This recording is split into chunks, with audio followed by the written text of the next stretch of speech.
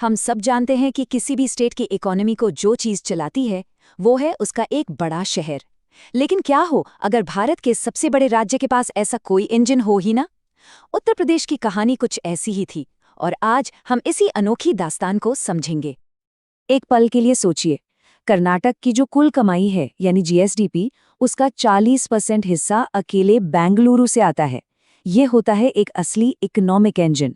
लेकिन मजे की बात यह है कि जब हम इंडिया के सबसे बड़े स्टेट उत्तर प्रदेश की बात करते हैं तो हिस्टोरिकली वहां ऐसा कोई सिंगल सिटी था ही नहीं जो पूरे राज्य की इकोनॉमी को इस तरह से खींच सके।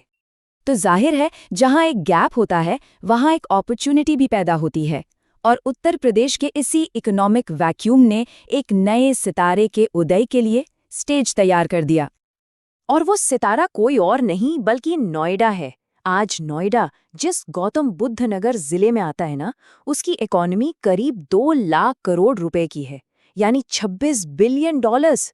ये पूरे उत्तर प्रदेश की जीएसडीपी का 10% है। वो जो खालीपन था जिसे भरने के लिए एक शहर की तलाश थी, उसे अब नोएडा भर रहा है। पर मजे की बात यह है कि नोएडा की शुरुआत किसी ग्रैंड प्लान के साथ नहीं हुई थी, बल्कि कह सकते हैं कि एक जरूरत और थोड़ी जल्दबाजी में हुई थी। और यही बात इसकी आज की सक्सेस को और भी इंटरेस्टिंग बना देती है। तो कहानी शुरू होती है 1975 से। इमरजेंसी का दौर था। संजय गांधी दिल्ली की पोल्यूशन फैलाने वाली इंडस्ट्रीज को शहर से बाहर यमुना के उस पार ले जाना चाहते थे। बस इसी आइडिया से जन्म हुआ new Okhla industrial development authority का, जिसे हम आज उसके शॉर्ट फॉर्म NOIDA से जानते हैं। और इसकी ऑफिशियल एस्टैब्लिशमेंट हुई 17 अप्रैल 1976 को। सच में ये सोचना भी कितना इनक्रेडिबल लगता है ना। आज जहां आसमान छूती हाई राइज बिल्डिंग्स खड़ी हैं, वहां कुछ दशक पहले तक सिर्फ लहलहाते खेत हुआ करते थे। ये बदलाव ही तो नोएडा की कहानी का सार है।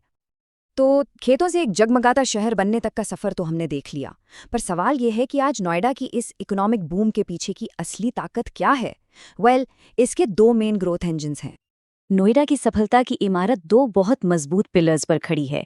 एक तरफ तो है आईटी और टेक का जबरदस्त बूम, जिसने इसे एक मॉडर्न फेस दिया, और दूसरी तरफ है मैन्युफैक्चरिंग रेवोल्यूशन, जिसने इसे देश का एक इंडस्ट्रियल हब बना दिया।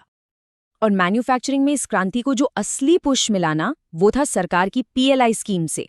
PLI यानी प्रोडक्शन लिंक्ड इंसेंटिव। अब इसका सीधा साधा मतलब ये है कि सरकार कहती है आप इंडिया में माल बनाओ, बेचो और हम आपको उस पर इंसेंटिव देंगे। इसका मकसद था इंडियन ब्रांड्स को ग्लोबली कॉम्पिटिटिव बनाना, और नोएडा ने इस मौके का पूरा फायदा उठाया। इसका रियल वर्ल्ड इम्पैक्ट देखना है तो जरा अपनी जेब में रखे फोन के बारे में सोचिए। क्या ये पता है कि भारत में बनने वाले हर 10 में से 4 मोबाइल फोन अकेले नोएडा बेल्ट में बनते हैं? ये एक बहुत बड़ा नंबर है जो नोएडा को देश का इलेक्ट्रॉनिक्स मैन्युफैक्चरिंग हब बनाता है। लेकिन देखिए, नोएडा के पास एक ऐसा तुरुप का इक्का है जो बैंगलोर और गुड़गांव जैसे बड़े शहरों के पास भी अब नहीं बचा है, और वो है जमीन। जहां दूसरे टेक हब्स अब सैचुरेट हो चुके हैं और एक्सपेंशन के लिए जगह कम पड़ रही है, वहीं नोएडा के पास फ्यूचर में ग्रो करने की अपार संभावनाएं हैं। और नोएडा इस मौके का पूरा फायदा उठाने की तैयारी में है। चलिए अब एक नजर डालते हैं उन massive game changing infrastructure projects पर जो नोएडा का भविष्य हमेशा के लिए बदलने वाले हैं। किसी भी जगह का फ्यूचर जानना हो तो बस ये देखिए कि पैसा कहाँ इन्वेस्ट हो रहा है। हाल ही में हुई ग्लोबल इन्वेस्टर्स समिट में बड़े बड़े नाम अडानी ग्रुप, M3M इंडिया, लुलु ग्रुप नोएडा में हजारों करोड़ रुपए इन्वेस्ट करने के लिए लाइन में खड़े थे। ये इस शहर के भविष्य पर एक बहुत बड़ा वोट ऑफ कॉन्फिडेंस है। और इस पूरे इन्वेस्टमेंट के सेंटर में हैं 2 मेगा प्रोजेक्ट्स जो नोएडा की पूरी तस्वीर ही बदल कर रख देंगे।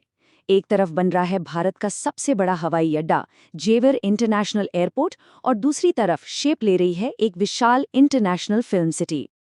देखिए, इतने बड़े प्रोजेक्ट्स का मतलब सिर्फ कंक्रीट की बिल्डिंग्स खड़ी करना नहीं होता।